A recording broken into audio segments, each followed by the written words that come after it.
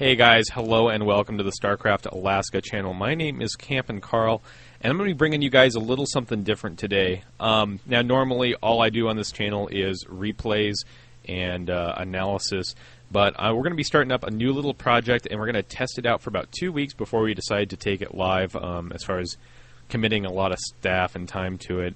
So what we're going to do is a little something that I'm going to call StarCraft 2 in Review. And what it's going to be is a short podcast. Don't really want it to go over 15 minutes.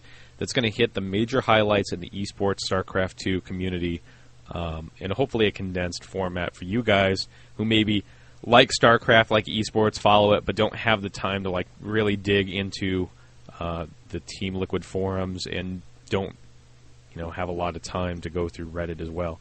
So we're going to be picking out the major stories, the major news stories. We're not going to really debate on controversy or have opinion pieces here. So it's going to be kind of like an NPR-style thing for you guys out there to listen to. And we're always going to cite where we get our stories from, because most of it will be from the community and whatnot. So, guys, I would love feedback from you, the listeners, whether you're watching this on YouTube or on the podcast StarCraft 2 in Review that will go live on iTunes hopefully later tonight. So we're going to give this a shot. And again, my name is Camp Carl, and here we go. First story today, and this story is actually from the 2nd of September. From the Team Liquid forums, it was announced that Major had been released from the team Sixjacks. There's been a large amount of controversy around Major's dismissal from the team. In a statement, Sixjacks management had stated that Major had failed to abide by the professional and ethical expectations of the sponsor, Sixjacks, and the management, as well as not abiding by the contract which he signed. Major, however, responded to the statement, saying that the reason of his departure was not because of team management did not send him to Korea as promised. In a follow-up statement, the team management stated that actions performed by Major that did not follow professional and ethical expectations of the team, and multiple breaches of contract had been documented. They also stated they had intended to send him to Korea as promised, but because of his behavior, they were forced to reevaluate those plans. Regardless, Major is now currently training with Korean team TSL, although it was originally reported that Major had joined the team. Follow-up information shows the contrary to that. Now, last Tuesday, reported on ComplexityGaming.com, Naniwa, winner of the MLG Dallas 2011 tournament, formerly of Team Dignitas, has joined Complexity Gaming. It was stated that Team Dignitas had released Naniwa for the remainder of his contract to allow him to sign with Complexity because they felt that Naniwa did not fit their team. As things currently are, Naniwa will be staying in the MVP house in Korea to train for the foreseeable future. Reported on Team Liquid last Thursday, DDE and Vibe joined its Gosu.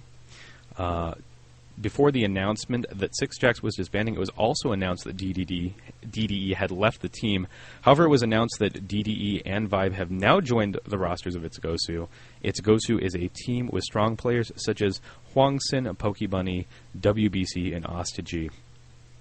Last Friday, it was announced through official team channels and Team Liquid that Polt, also known as Optimus Prime Wee, had left his team Prime. It was stated in an interview by This Is Game that he left the team due to personal reasons and differences in opinion for the direction of the team. Regardless, Polt's time being teamless had been quite brief. It was then announced on the 23rd that Polt had joined TSL after talks with TSL's coach Lee.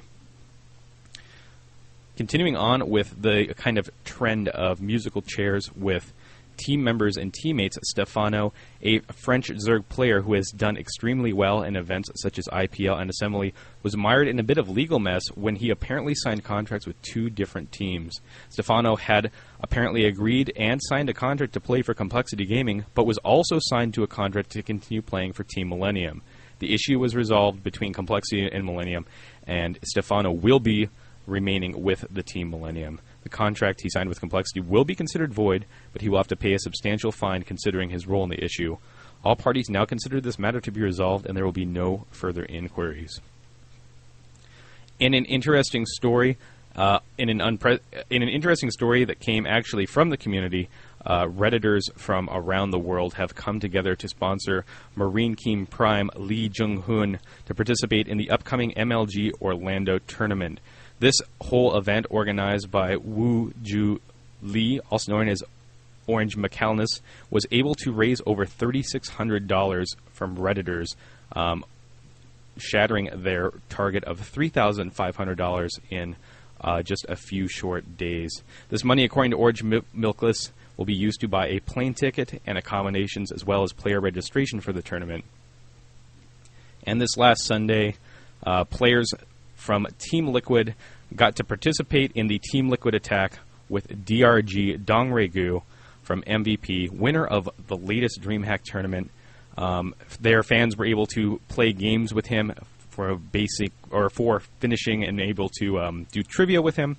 And if you guys weren't able to participate in the live event, the VODs will be made available on the Team Liquid YouTube page, I believe, by now. So, guys, for that ends this week's StarCraft 2 in review for September the 26th. My name is Campin' Carl, and again, we're going to have a lot more coming up in next week's show. We're going to be giving you guys a taste of stuff around the leagues, including GSL, MLG previews, NASL, and special events coming up. So, and another part of it, we're going to go ahead and have a section devoted to the CSL and kind of players to watch and teams